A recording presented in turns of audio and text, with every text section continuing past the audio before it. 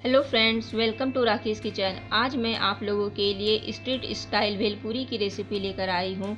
इसे आप शाम के नाश्ते के लिए मिनटों में आसानी से तैयार कर सकती हैं।